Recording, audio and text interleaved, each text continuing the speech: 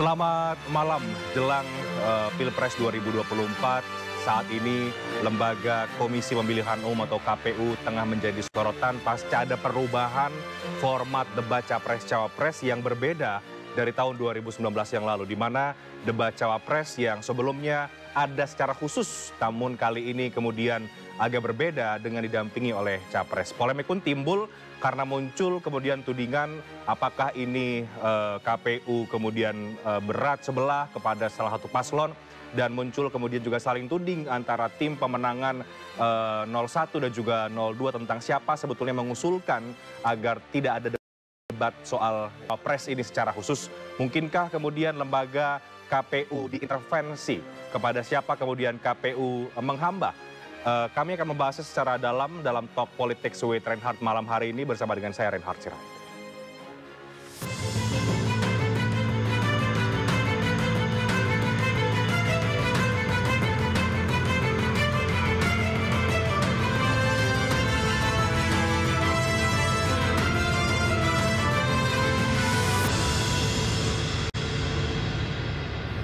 Komisi Pemilihan Umum telah menetapkan jadwal dan tema debat Pilpres 2024, namun dalam debat yang digelar 5 kali itu tidak ada debat khusus para calon wakil presiden seperti yang tertulis pada pasal 50 ayat 1 Peraturan KPU nomor 15 tahun 2023. Komisi Pemilihan Umum telah menetapkan jadwal dan tema debat pemilihan presiden 2024.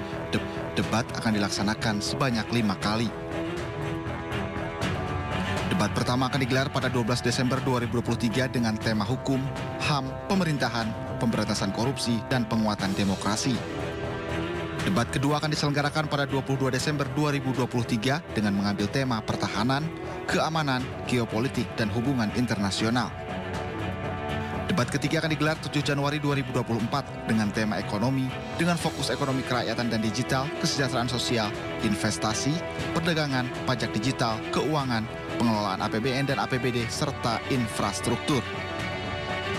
Debat keempat akan dilaksanakan 21 Januari 2024 dengan mengambil tema energi, sumber daya alam, sumber daya manusia, pangan, pajak karbon, lingkungan hidup, agraria, dan masyarakat adat.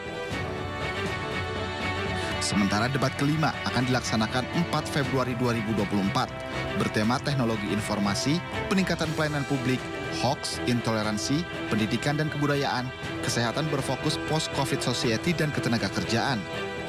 Calon presiden dari Partai Perindo Ganjar Pranowo telah siap menghadapi debat tersebut. Ganjar bersama Mahfud akan memberikan yang terbaik untuk masyarakat. Ini kita mesti menyiapkan hal yang sifatnya satu konseptual. Yang kedua, bagaimana cara operasional. Tentu karena kami pernah punya pengalaman politis yang bisa ditunjukkan pada masyarakat sehingga masyarakat yakin bahwa gagasan itu akan bisa diimplementasikan. Begitupun dengan calon wakil presiden Muhaimin Iskandar. Pria yang akrab disapa Caimin ini mengaku santai karena sudah terbiasa menghadapi debat. Yang namanya debat itu kan sudah makanan sehari-hari, biasa aja. Tapi ada persiapan khusus nggak sih, Gus? Pasti harus ada technical persiapan teknisnya. Karena dibatasin waktu. Ada menitnya. Dikira gampang apa ngomong dikit tapi harus langsung dalam waktu yang terbatas gitu. Namun debat Pilpres tahun 2024 berbeda dengan Pilpres sebelumnya. Menurut Ketua KPU Hasyim Asy'ari, debat kali ini tidak akan ada debat khusus para calon presiden atau calon wakil presiden. Hasyim menjelaskan semua pasangan calon akan hadir bersamaan dalam debat yang digelar sebanyak 5 kali. Padahal dalam peraturan KPU nomor 15 tahun 2023 pasal 50 ayat 1 jelas bahwa debat dilaksanakan dalam 5 kali dengan rincian 3 kali untuk calon presiden dan 2 kali untuk calon wakil presiden. Namun demikian di ayat 2 pasal 50 dijelaskan hal tersebut bisa berubah setelah KPU berkoordinasi dengan DPR. Ya, usai merevisi peraturan KPU RI mengenai peniadaan debat khusus Cawapres pada Pilpres 2024, KPU menuai kritik dari netizen. Berikut beberapa ungkapan kekecewaan yang kami tangkap di akun media sosial KPU RI. Ya, reaksi netizen atas peniadaan debat Cawapres ini cukup berbeda-beda. Ada KPU ini, keponakan Pak Usman, ya, mantan Ketua MK yang sempat jadi perbincangan. Ada juga debat cawapres nggak ada, jadi wasit melindungi sang pangeran, tanda tanya. Dibantu paman, dibantu bapak, dibantu KPU. Mending sekarang aja diumumin nomor 2 menangnya daripada capek-capek 14 Februari. Ya cukup bervariasi tapi benang merahnya sama ini ya, tanggapan netizen ini. Mending langsung lantik aja lah putra mahkota kalian itu. Buang-buang anggaran, ujung-ujungnya udah ketebak semua. Dikerahkan buat menangin Boruto. Ya ini bisa dibaca berikutnya ya oleh para pemirsa ini. Dibantu paman, dibantu bapak, ya masih sama.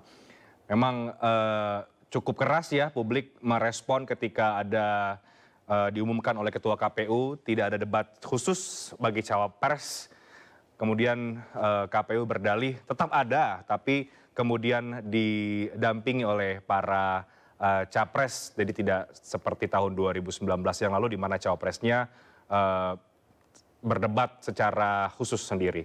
Saya ingin menggali perspektif dari Ketua KPU periode 2021-2022, Bang Ilham Saputra sudah bergabung di studio malam hari ini. Bang Ilham, selamat malam, apa kabar? Selamat malam, Mas Reinhardt. Kabar baik, alhamdulillah. Ya. Apa yang Anda lihat ini Bang Ilham dari polemik debat cawapres yang pada 2019 lalu ada, kemudian sekarang tetap ada, tapi didampingi oleh para capres. Sehingga banyak yang tadi kita lihat spekulasi dari publik ya soal ini, pengkondisian dan lain-lain. Wajar atau tidak sebetulnya perubahan ini? Ya sebetulnya ini kan KPU sebagai penyelenggara pemilu harusnya tidak memunculkan polemik-polemik yang tidak perlu. Jalankan saja pekerjaan Anda sebagai penyelenggara pemilu sesuai dengan peraturan undang-undangan. Karena di Undang-Undang Nomor 7 Tahun 2017 Pasal 277 itu jelas sekali menyatakan bahwa debat pilpres kali ini adalah debat debat capres 3 kali dan debat cawapres 2 kali. Nah itu dilakukan selama 5 kali. Nah memang persoalannya di Undang-Undang 7 ini tidak diatur apakah berpasangan atau tidak. Tetapi literally atau dalam bahasa undang-undang itu kan jelas ya, 3 kali capres dan 2 kali cawapres. Nah berarti seharusnya memang tidak ada kemudian didampingi capres untuk debat cawapres. Tetapi seperti yang kita lakukan pada 2014, 2019, cawapres kemudian bisa berdebat secara langsung. Nah makanya interpretasi atau kemudian komentar netizen ini saya melihatnya muncul karena memang ada sedikit kontroversi dari yang ingin KPU buat terhadap debat pilpres ini. Nah ini kan tentu memunculkan dampak negatif, komentar negatif dari pemilih kita, dari netizen kita, bahwa kemudian kok penyelenggara pemilu terkesan tidak adil, terkesan berpihak, terkesan tidak netral, dan berbagai hal lainnya yang kemudian ini justru nanti malah KPU sebagai penyelenggara itu bisa kehilangan kepercayaan publik. Jadi Anda sendiri melihat ini memang keputusan yang kontroversial ya? Ya saya kira iya ya, karena memang selama ini belum pernah dilakukan seperti itu. Dilakukan kemudian debat yang namanya debat cawapres adalah ya debat antara calon wakil presiden. Tidak harus kemudian didampingi dan bahkan nanti kalaupun didampingi oke lah. Tetapi didampingi apakah kemudian itu menjadi debat cawapres? Itu persoalannya, porsinya berapa persen? Seberapa bisa kemudian capres ini membantu pertanyaan-pertanyaan panelis yang diajukan atau ditujukan kepada cawapres. Ya, dan kita pun mungkin tidak terbayang begitu misalnya debat cawapres 2 kali, capres mendampingi, capresnya ngapain? Kira-kira begitu ya? Nah itu dia. Apakah akan berdiam, lihat? Atau... itu persoalannya kan itu. Karena kan namanya debat cawapres. Berarti literally ada atau secara kalimat itu debat antar calon wakil presiden. Nah itu yang harus dilakukan. Tadi Bang Ilham mengatakan ini kan sesuai dengan undang-undang capres 3 kali, cawapres 2 kali. Meskipun diksinya tidak dijelaskan apakah ada pendampingan atau tidak, pasangan atau tidak. Bisa nggak ini kemudian dianggap melanggar undang-undang? Karena kan itu yang sekarang juga menjadi perbincangan. Atau lagi-lagi KPU bermain pada redaksional yang ada dalam undang-undang itu sehingga mencari celah? Nah, saya lebih melihatnya seperti itu. KPU ini saya tidak tahu apakah KPU ini kemudian mendapatkan tekanan politik atau apapun namanya. Karena memang sebagai penyelenggara pemilu, sebagai lembaga yang kemudian mengurusi politik dalam konteks ini adalah pemilu, ini memang tekanannya begitu besar. Dan bahkan kalau kita lihat dari sepak terjang KPU periode 2022 ini gitu ya, pertama ada persoalan verifikasi, ada persoalan 30% caleg perempuan yang sekarang MA sudah memutuskan untuk mereka memperbaiki agar di beberapa tempat caleg 30% perempuan itu terpenuhi gitu ya. Nah ini Nah, apalagi dengan kemudian ada kasus seperti sekarang ini atau ada upaya dari KPU untuk meniadakan quote and quote calon wapres gitu ya. Artinya meniadakannya ini quote and quote karena memang tidak cawapres head to head gitu kan, tapi didampingi oleh capres. Nah, ini persoalan sebetulnya. Tadi saya bilang kalau terkait dengan melanggar undang-undang atau tidak, saya ingin mengatakan bahwa di PKPU dan di undang-undang itu menyatakan seperti itu, 3 kali capres dan 2 kali cawapres. Nah, jadi silakan saya menginterpretasikan seperti apa, tapi masyarakat kemudian menjadi menjadi pesimis dengan netralitas KPU ini yang bahaya menurut saya seperti itu. Ketika ini kemudian polemik ini sampai hari ini belum selesai, Bang Ilham. Banyak kemudian yang meminta ini bisa dikembalikan seperti 2019 atau diminta kemudian KPU berkonsultasi dulu dengan DPR dan lain sebagainya. Menurut Anda ini bisa sampai di mana? Apakah memang perlu untuk ada konsultasi dengan DPR atau ada perubahan lagi? Mungkinkah itu masih terjadi? Saya kira bisa ya. Artinya di tengah persoalan reaksi publik yang begitu luar biasa, bahkan juga di beberapa kubu capres ini kan juga ada juga menyatakan bahwa ada persoalan terkait dengan putusan KPU ini gitu ya. Nah, saya agak mengkhawatirkan kemudian apa-apa semua dikonsultasikan ke DPR.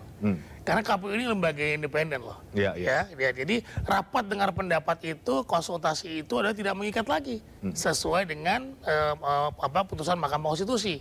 Nah, jadi sekali lagi buat saya boleh saja berkonsultasi dengan DPR, boleh saja kemudian ada usulan juga kemudian didiskusikan dengan tim pemenangan capres masing-masing gitu ya. Tetapi kemudian dia tidak menafikan apa yang disampaikan oleh undang-undang, tidak melanggar peraturan undang-undangan. Jangan sampai kemudian konsultasi di DPR ini malah justru melanggar undang-undang yang sudah disampaikan di Undang-Undang Nomor 7 Pasal 277 di Undang-Undang 7 tahun 2017. Ini yang berbahaya. Jadi patokannya tetap undang-undang, tapi konsultasi itu dalam hal kemudian pelaporan. Ada usulan dari DPR, tentu nanti kita pertimbangkan terkait dengan soal-soal persoalan-persoalan teknis tentu saja. Tetapi substansi peraturan undang-undangan tidak boleh dilanggar. Nah, ketika ada keputusan ini dari KPU diumumkan oleh Ketua KPU Pak Hashim Asyari, saya yakin juga Anda menyimak ya bagaimana dinamikanya begitu. Sebagai orang yang pernah menjabat sebagai Ketua KPU, saat itu reaksi Anda seperti apa sih Bang Ilham? Anda bingungkah, kagetkah atau ya saya bingung ya, saya bingung kok bisa kemudian berkomentar seperti itu yang menyatakan bahwa ini adalah bagian dari upaya untuk masyarakat tahu bahwa ini kan capres ini adalah tim bisa bekerja dengan kompak gitu ya. Saya kira itu naif lah, artinya ketika capres penunjuk atau kemudian ketika mereka berkolaborasi menjadi capres dan cawapres, saya kira itu udah kompak, menyusun visi dan misi dan sebagainya. Ini kan bukan persoalan kompak atau tidak kompak, tapi persoalannya adalah kemudian dia paham nggak kemudian dengan visi misi yang dia buat, apa yang kemudian dia bisa masukkan atau kemudian lakukan di ranah praktis, gitu ya. Dia mau buat apa sih sebenarnya? Ini jangan-jangan kemudian dengan putusan ini orang menginterpretasi bahwa cawapres ini cuma tempelan. Wapres tadi, padahal wapres itu adalah memegang peranan penting ketika presiden berhalangan tetap, ketika presiden berhalangan, ketika presiden sedang di luar negeri, kan yang kemudian menggantikan peran presiden atau kemudian kerja-kerja presiden adalah wakil presiden, kan seperti itu. Tidak hanya tempelan, tidak hanya kemudian mengatakan yes no saja, tetapi tentu juga harus punya paham terhadap bagaimana kebijakan-kebijakan yang nanti akan dibuat, dan itu langsung terkena kepada masyarakat dampaknya gitu ya. Nah ini tentu harus paham dong, kita nggak mau masyarakat kemudian memilih kucing dalam karung, even cawapres kan. Ini walaupun paket tapi kemudian kita harus tahu cawapresnya seperti apa kualitasnya, bagaimana dia menerjemahkan visi dan misi yang sudah disampaikan ketika dia mendaftarkan dirinya ke KPU. Oke, jadi sebagai orang yang pernah menjabat sebagai Ketua KPU, Anda tidak setuju melihat rekan-rekan Anda di KPU sekarang memutuskan hal ini? Iya, artinya ada apa, kenapa dibuat seperti ini gitu loh. Kemarin saya sempat diskusi di salah satu TV dengan anggota KPU Pak Idam Khalid, dia mengatakan bahwa ada yang salah dengan yang dilakukan oleh periode kami gitu ya. Yang sekarang ini kami meluruskan. Maksudnya saya tidak tahu sampai sekarang apa yang salah dengan itu gitu ya. Tetapi dibilang ini maksudnya periode Anda berarti ya? Iya, periode kami atau kemudian periode 2014 sebelumnya gitu ya. Saya tidak tahu apa yang kemudian dikritik dari kami. Ada kok debat cawapres ya cawapres yang kemudian tanpa melibatkan capres. Kita buat seperti itu, dan bahkan isu-isunya atau kemudian temanya sama dengan ya kebanyakan tugas cawapres biasanya ada soal kesejahteraan sosial gitu kan, soal ya seperti itulah, tidak lebih kepada bagaimana kemudian itu nanti kemungkinan akan diserahkan job desk-nya kepada wakil presiden. Ya, bahkan saya ingat 2019 waktu itu debat cawapres juga tidak kalah menarik, dan antusiasme publik juga tidak kalah tinggi untuk itu. Betul. Jadi itu kira-kira mengurangi yang namanya pesta demokrasi gitu, substansi dari pesta demokrasi. Cawapres ini juga ya walaupun mereka satu pasangan, tapi kan dia juga calon atau kontestan peserta pemilu, gitu kan. Harusnya dia juga diberikan kesempatan untuk mengeksplor dirinya as calon wakil presiden, bahwa saya adalah orang yang mampu yang nanti akan mendampingi presiden. Oke. Sekarang Bang Ilham, muncul kemudian counter narasi ya dari paslon 02 karena kemudian ini diasosiasikan untuk kepentingan cawapres Gibran Rakabuming Raka begitu. Tentu ada banyak dasarnya sehingga kemudian sebagian publik merespon dengan pemikiran seperti itu. Disebutkan bahwa ini justru permintaan dari paslon yang lain, paslon 01, kemudian dibantah lagi. Seperti apa sih proses FGD yang kemudian biasanya dilakukan ya oleh para tim pemenangan dengan KPU sehingga diputuskanlah satu format untuk mengakomodir semua paslon yang ada? Ya sebetulnya peribatan tim ses ini tidak lantas kemudian merubah apa yang ada di peraturan perundang-undangan. Nah gitu ya, jadi tidak kemudian kita akomodir sepenuhnya permohonan dari tim pemenangan capres-cawapres, tidak sama sekali. Tetapi kan ada sandarannya. Ya, ada sandarannya bahwa kita tetap mengacu kepada PKPU dan undang-undang. Seperti itu ya. Nah, jadi kemudian kita diskusikan soal teknisnya seperti apa. Bagaimana kemudian nanti waktu misalnya saja, waktu untuk kemudian mereka bicara dan sebagainya gitu ya. Gitu kita sampaikan. Kita sampaikan kepada mereka, kita buat FGD, ini waktunya loh, kira-kira ini teknisnya seperti apa, kita sampaikan kepada mereka. Jika mereka ada masukan, kita akan coba akomodir selama kemudian, sekali lagi saya sampaikan, tidak melanggar peraturan perundang-undangan. Nah ini yang penting seperti itu. Jadi diskusi dengan pasangan capres-capres dengan partai politik itu menjadi penting bagi KPU sebagai penyelenggara. Agar kemudian proses pemilunya itu berjalan dengan lancar dan pemahaman terhadap PKPU dan peraturan perundang-undangan itu tersampaikan dengan baik bagi para kontestan. Oke, jadi tugas KPU bukan untuk mengakomodir kepentingan setiap tim pemenangan, kira-kira begitu. Tapi kembali lagi ke undang-undangnya, tapi kemudian ada masukan ya mungkin itu bisa menjadi bahan pertimbangan. Sejauh itu aja ya? Iya, technically kita jika ada masukan-masukan terkait dengan teknis, kenapa tidak? Selama kemudian tidak melanggar peraturan KPU dan undang-undang. Oke, Bang Ilham, mungkinkah kemudian KPU diintervensi oleh kepentingan politik dan dipertanyakan kepada siapa kemudian netralitas KPU ini bisa dipertanggungjawabkan? Tapi dijawabkan nanti Bang Ilham, kita break dulu. Kami segera kembali sesaat lagi.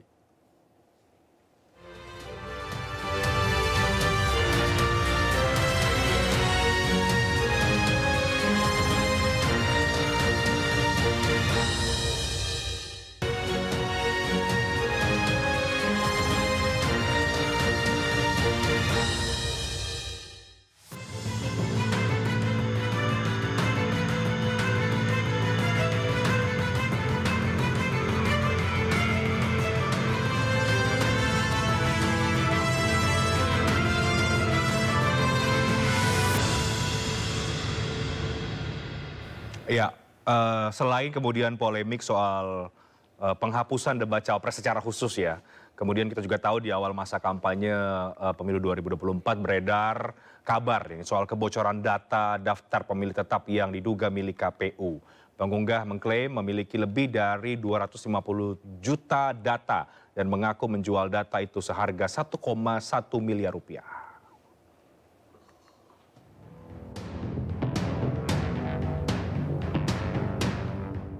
Komisi Pemilihan Umum mengaku tengah menelusuri perihal kebocoran data pemilih tetap pemilu 2024. KPU menerangkan data tersebut bukan hanya dimiliki oleh KPU tetapi juga Bawaslu dan partai politik peserta pemilu 2024. Data yang diklaim milik KPU itu dibocorkan oleh akun bernama Jimbo Bridge Forums. Sampel data memuat nama, nomor induk kependudukan, tanggal lahir, dan alamat. Pengunggah mengklaim memiliki lebih dari 250 juta data. Data tersebut diklaim dijual seharga 2 Bitcoin atau 1,14 miliar rupiah.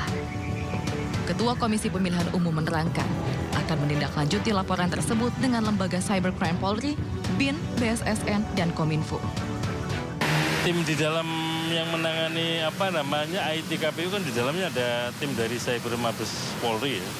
Nanti kalau sudah indikasi-indikasinya sudah jelas tentu ada tindakan-tindakan lanjutan. Tapi yang paling penting sekarang sedang diperiksa, sedang dicek, sedang dilacak kebenaran informasi tersebut. Sementara Menteri Komunikasi dan Informatika Budi Ari menyatakan pihaknya tengah menyelidiki kasus tersebut.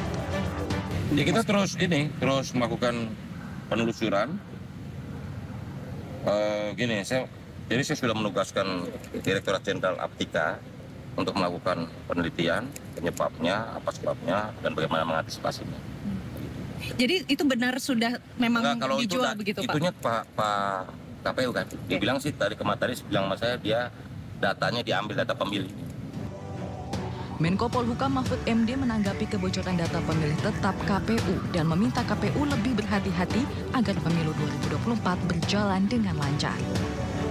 Pertama, KPU sendiri harus membuat sistem kontrol yang bisa menghalangi sungguh-sungguh terjadinya peretasan.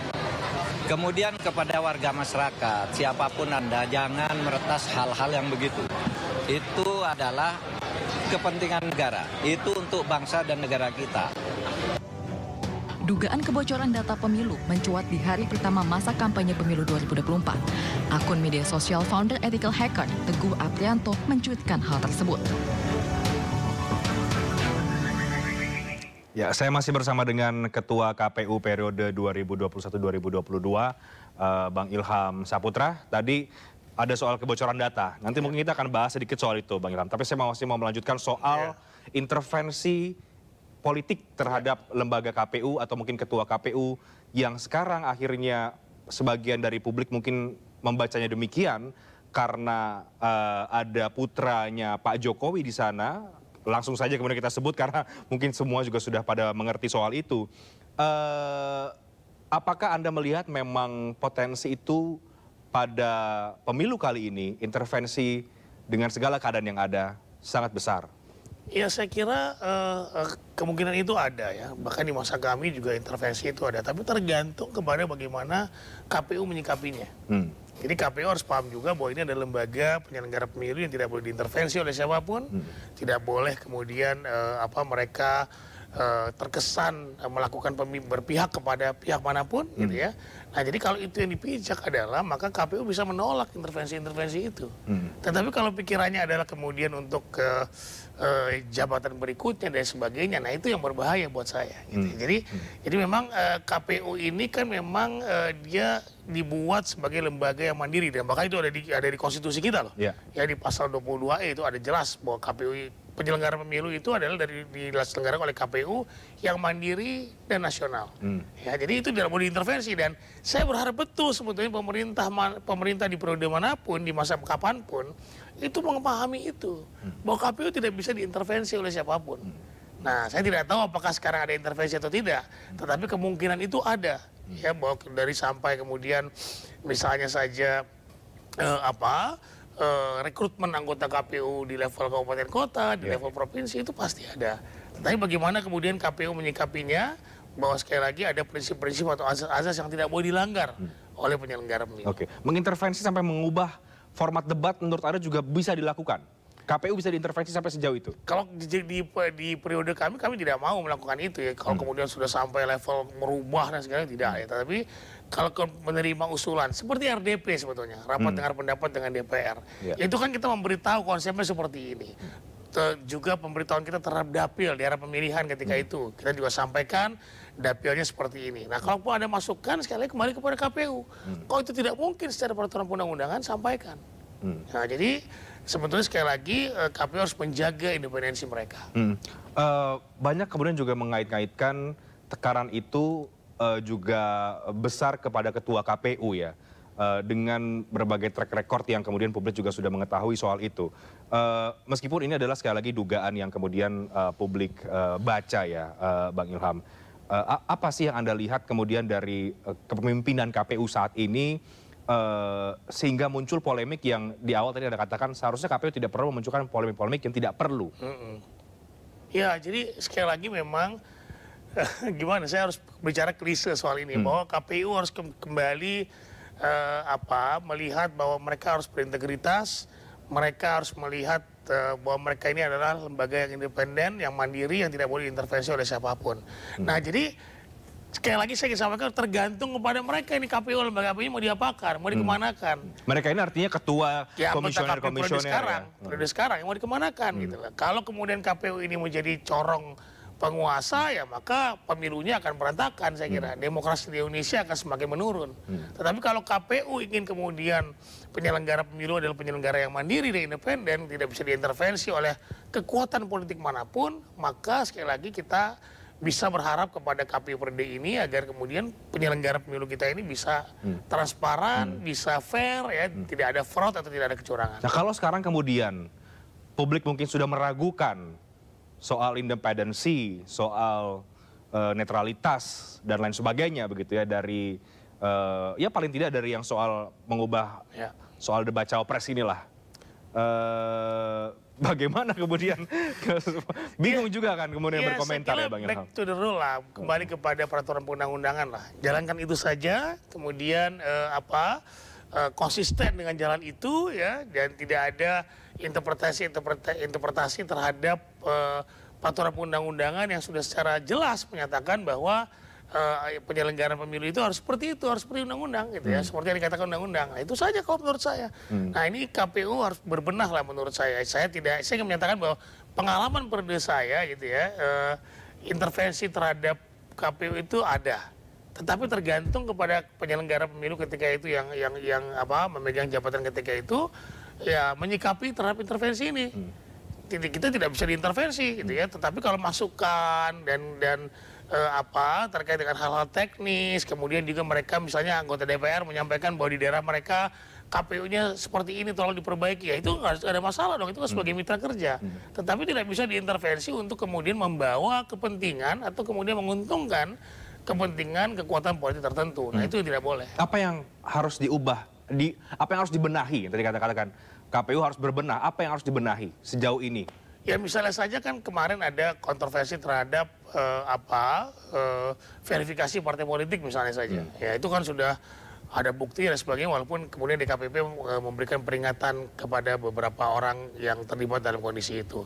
Kemudian belum lama juga Pak Ketua Hasim ada terkena peringatan DKPP misalnya terhadap beberapa case misalnya. Atau kemudian juga yang ketiga terakhir isu ini gitu ya, isu yang menyatakan bahwa KPU merubah format debat cawapres misalnya. Nah ini kan kontroversi-kontroversi ini sekali lagi ini akan menimbulkan ketidakpercayaan publik kepada penyelenggara pemilu.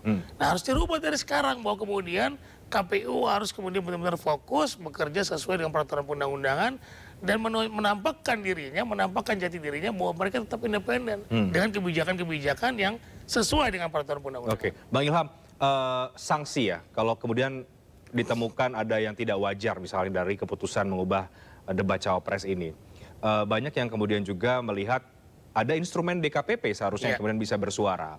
Ini bagaimana soal itu? Ya, DKPP memang bukan lembaga yang berperan aktif ya, dia melakukan pencegahan. Dia bisa bertindak ketika ada laporan. Nah, jadi masyarakat jika kemudian merasa dirugikan atau merasa bahwa kemudian ada potensi pelanggaran etik oleh penyelenggara pemilu, itu bisa dilaporkan kepada DKPP. Nah, tinggal kita DKPP bekerja, membuktikan, menyidangkan apakah kemudian ada indikasi pelanggaran etik di situ. Nah, maka DKPP yang akan memutuskan. Dan dalam case pengubahan format debat cawapres ini juga Anda melihat seharusnya bisa kemudian dilaporkan ke DKPP? Bisa kalau kemudian ada yang merasa dirugikan, merasa bahwa ini adalah KPU dianggap melanggar etik, ya silakan saja dilaporkan. Nanti DKPP akan bekerja.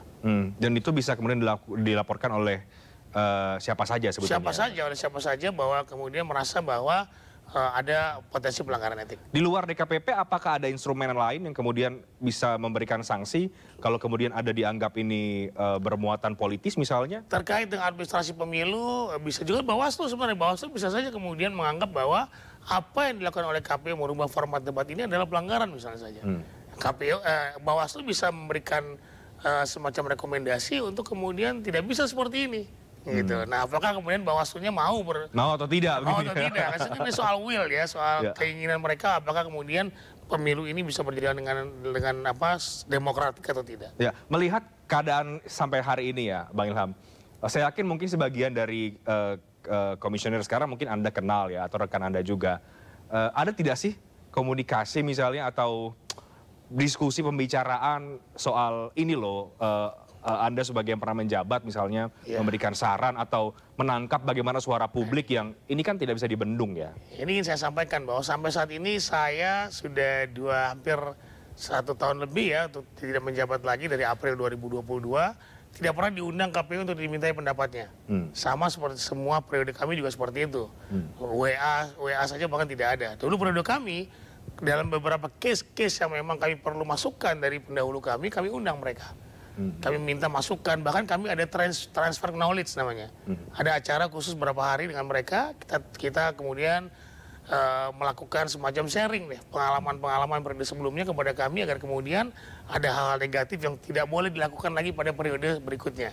Misalnya seperti itu. Atau kemudian ada... itu pernah dilakukan di periode Anda? Pernah dilakukan dari periode 2012-2017 kepada kami yang periode 2017-2022. Nah kemarin kami sama sekali tidak ada. Oke. Ada upaya untuk berkomunikasi, membuka...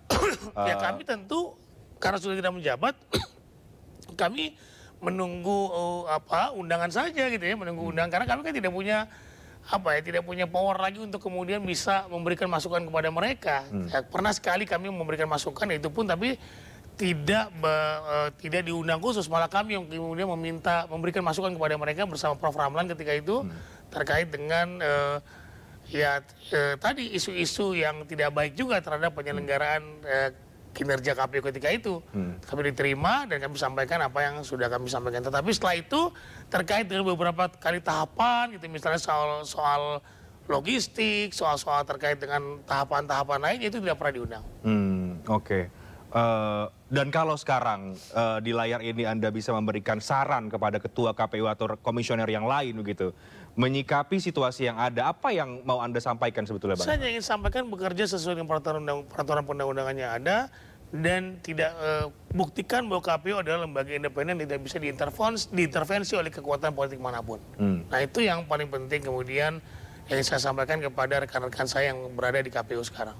Artinya kekhawatiran itu memang nyata ya, bahwa ada kemungkinan atau dugaan intervensi dan lain-lain. Saya tidak ingin menyatakan itu ada atau tidak, tetapi tentu akan muncul spekulasi dan interpretasi terhadap apa yang dilakukan atau kemudian yang dikeluarkan KPU mengeluarkan kebijakan terkait dengan beberapa tahapan-tahapan pemilu. Ya, KPU mungkin menjadi lembaga terakhir mungkin ya, atau ada kemudian lembaga yang lain setelah ini yang menjadi sorotan dari publik setelah aparat diduga ikut intervensi, ada cipta kondisi dan lain sebagainya.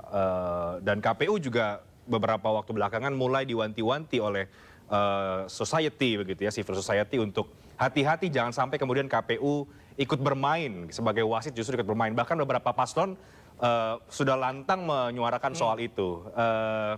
Bagaimana kemudian Anda melihat pemilu kita ini ke depan ini sampai Februari atau mungkin nanti ada di putaran kedua dengan trust yang mungkin tergerus kalau KPU tidak berbenah seperti yang Anda katakan. Kita di segmen terakhir, kami akan segera kembali sesaat lagi.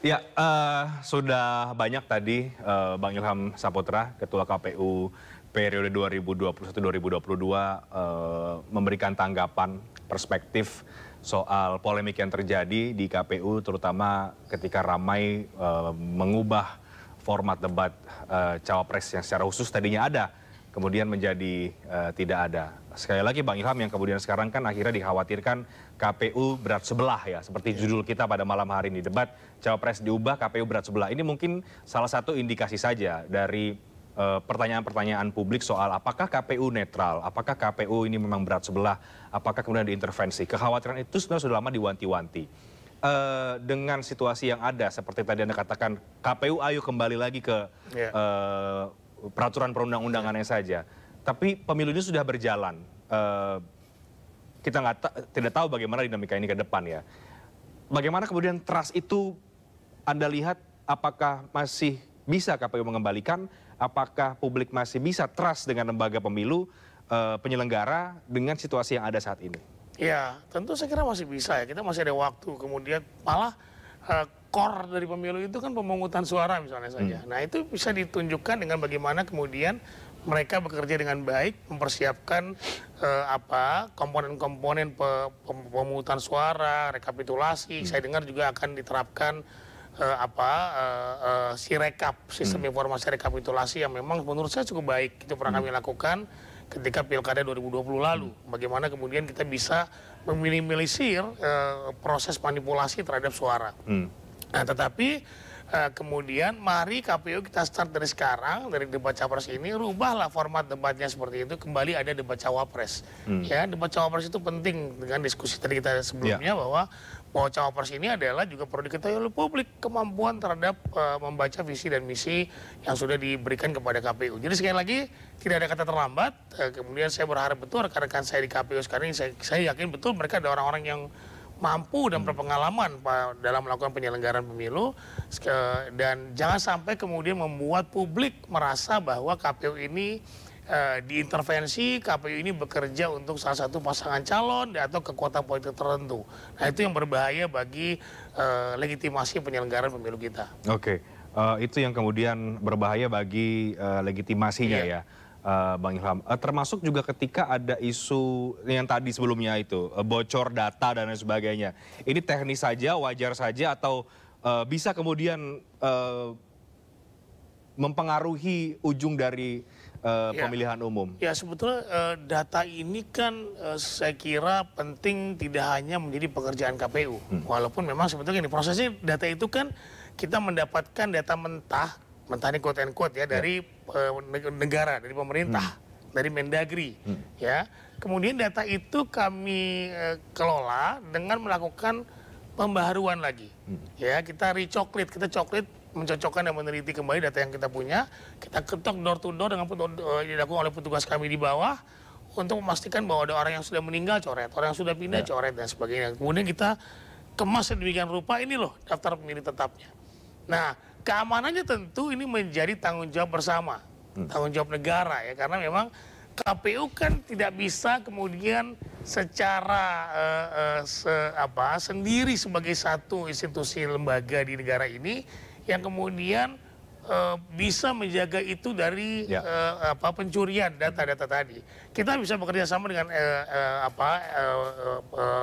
kepolisian dalam hal ini terkait dengan bagian internet gitulah ya, bagian informasi seperti itu, cyber, atau kemudian dengan ISBN, ya, mereka juga bisa melakukan proteksi terhadap data-data yang dimiliki oleh KPU, karena KPU kan bukan lembaga yang konstan betul dengan penjagaan data tersebut. Nah, jadi saya tidak ingin menyalahkan salah satu persoalan kebocoran itu hanya kepada KPU, tetapi ini adalah data milik negara yang kemudian harus kita jaga bersama. Karena memang sepertinya sampai saat ini belum ada kaitannya dengan penyelenggara pemilu. Mereka jual untuk apa kita tidak tahu seperti itu. Masih kebocoran.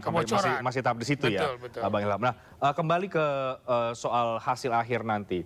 Tidak bisa dipungkiri kemudian ada kekhawatiran ya, bahwa jangan-jangan nanti dengan dipertanyakannya independensi dari KPU, bisa kemudian mengubah, memanipulasi hasil dari pemilu. Nah, dengan sistem yang ada sekarang atau yang pernah dijalankan di tahun yang sebelumnya, apakah potensi itu masih ada, Bang Ilham? Sebetulnya agak sulit kalau memang benar sistem informasi rekapitulasi yang akan diterapkan oleh KPU. Kenapa saya bilang seperti itu?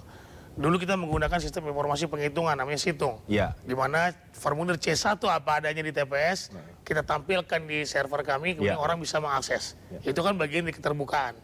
Tapi kemudian ada disclaimer bahwa ini bukan hasil resmi. Karena data itu bisa salah, kalaupun salah bisa nanti dikoreksi di kecamatan. Karena undang-undang menyatakan rekapitulasi belum menggunakan sistem tadi, tapi diperbolehkan untuk membantu. Kata MK, sistem elektronik itu bisa membantu proses rekapitulasi. Nah, di tahun 2020 kami berpikir bahwa ini Situng ini mungkin ada persoalan juga, walaupun itu transparan, tapi masih persoalan ada salah-salah dan sebagainya. Makanya kemudian kami melakukan inovasi dengan menggunakan sistem informasi rekap yang caranya adalah memfoto C plano hasil penghitungan. C plano itu yang besar, yang kemudian kita buatkan apa namanya tally ya, 1, 2, 3 begitu. Nah itu apa adanya kita foto, kemudian hasil foto tadi bisa di share secara langsung menggunakan Android kepada saksi-saksi yang hadir pada saat itu. Juga termasuk pengawas TPS yang ada di TPS, yang bagian dari Bawaslu. Itu nanti data itu bisa kita gunakan sebagai bukti atau sebagai alat rekapitulasi di tingkat kecamatan. Jadi nggak perlu, pertama itu paperless, kedua dia transparan. Jadi pada saat itu juga bisa diketahui hasilnya oleh siapapun, ya oleh tim pemenangan manapun itu sudah, dan oleh tim kontestan cawapres maupun legislatif. Tetapi saya tidak tahu apakah kemudian ini akan diberlakukan untuk legislatif atau tidak. Karena memang agak sulit formatnya karena legislatif banyak calon, kemudian format suara-suaranya besar dan sebagainya. Tapi kita lihat saja apakah KPU akan melakukan inovasi terhadap cara legislatif. Karena yang selama ini kami lakukan yaitu untuk pilkada dan pilpres. Gitu. Jadi dengan si rekap yang sekarang, kita bicara pilpres, sulit ya untuk kemudian... Seharusnya sulit untuk kemudian intervensi terhadap data yang real tadi. Bang, banyak pihak tentu ikut mengawal ya nanti bagaimana proses ini, tidak hanya kemudian partai politik tentunya atau tim pemenangan masing-masing calon, tapi juga mungkin ada lembaga-lembaga independen, masyarakat yang punya concern terhadap demokrasi ikut mengawal ini gitu, dengan kekhawatiran yang sekarang sudah mulai muncul. Seberapa penting ini menurut Anda perlu kemudian dipertahankan, dan efeknya ini bisa seberapa besar begitu dengan pengawalan publik ini? Sangat penting ya, tidak hanya masyarakat sipil tetapi juga seluruh masyarakat Indonesia penting untuk melakukan berpartisipasi, tidak hanya memilih, tetapi juga melakukan pengawasan terhadap proses setiap tahapan pemilu. Entah itu logistik, entah itu kampanye dan sebagainya, dan laporkan kepada Bawaslu. Itu sudah ada kanalnya sebetulnya. Kalau memang ada potensi pelanggaran, laporkan kepada Bawaslu, dan jangan takut terhadap kemudian melakukan pelaporan tadi. Nah, kadang-kadang masyarakat suka takut bahwa kemudian nanti ketika dikonfirmasi mereka ada kekhawatiran terhadap kekerasan dan sebagainya yang akan ditujukan kepada mereka. Nah, ini tinggal Bawaslu bagaimana merespon terhadap persoalan ini gitu ya, agar kemudian masyarakat tidak perlu takut lagi untuk melaporkan setiap potensi pelanggaran kepada Bawaslu, termasuk pelanggaran dilakukan oleh penyelenggara pemilu. Bahkan sekarang paslon beberapa begitu sudah menyiapkan hotline pengaduan. Ini belum dimulai kampanye, saat itu sudah mulai ada hotline. Artinya kan ada kekhawatiran itu juga sebetulnya. Bang, yang jelas tentu setiap periode KPU saya yakin punya tantangan yang berbeda ya. Di era Anda, apalagi juga di era sekarang. Dengan keadaan yang sekarang begitu, ada putra dari penguasa saat ini, tentu tantangannya bagi KPU sekarang menurut Anda ini seberapa besar dan seberapa berat? Saya kira nggak ada yang berat ya. Siapapun kalau kemudian kita taat kepada azas, taat kepada prinsip-prinsip penyelenggaraan pemilu, saya kira tidak ada masalah. Siapapun dia adalah calon presiden atau calon wakil presiden, dia adalah masyarakat, punya hak yang sama di mata undang-undang, dan harus diperlakukan sama. Tidak boleh diperlakukan khusus seperti itu. Jadi tantangannya adalah kemudian tidak bisa diintervensi untuk memenangkan calon dari kekuatan politik tertentu. Ini sambil minum juga mungkin Bang Ilham bisa karena kita sudah bicara panjang ya, ini segmen terakhir. Nah, sekarang yang kemudian perlu terakhir Bang Ilham kita ingatkan adalah bagaimana KPU. Sekali lagi,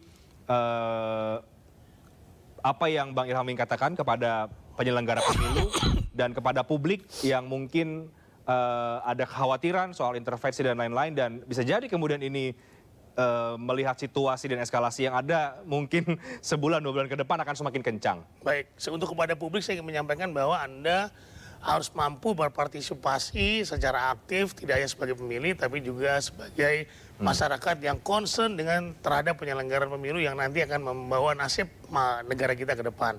Untuk kepada penyelenggara pemilu saya minta kembali taat ke azas, taat kembali kepada prosedur peraturan perundang-undangan. Jika itu saja sebetulnya yang Anda lakukan, taat kepada azas peraturan perundang-undangan dan tidak bisa diintervensi oleh kekuatan politik manapun. Sehingga penyelenggaraan pemilu kita nanti akan berjalan dengan lancar dan penguatan demokrasi Indonesia akan mensejahterakan negeri kita ini. Oke, kita harapkan tentu semuanya begitu yang tadi Bang Ilham katakan. Dan sekali lagi mudah-mudahan judulnya ini dijawab dengan tidak begitu ya. Jadi debat cawapres diubah, KPU berat sebelah, tentu kita berharap tidak. Gitu ya. Tapi kita akan lihat dan publik yang akan menilai nanti benar atau tidak kemudian KPU berat sebelah atau tidak. Terima kasih banyak Bang Ilham Saputra sudah berbagi perspektif kepada kami. Demikian Talk Politics with Reinhardt malam hari ini. Saya Reinhardt Sirait pamit, terima kasih, selamat malam.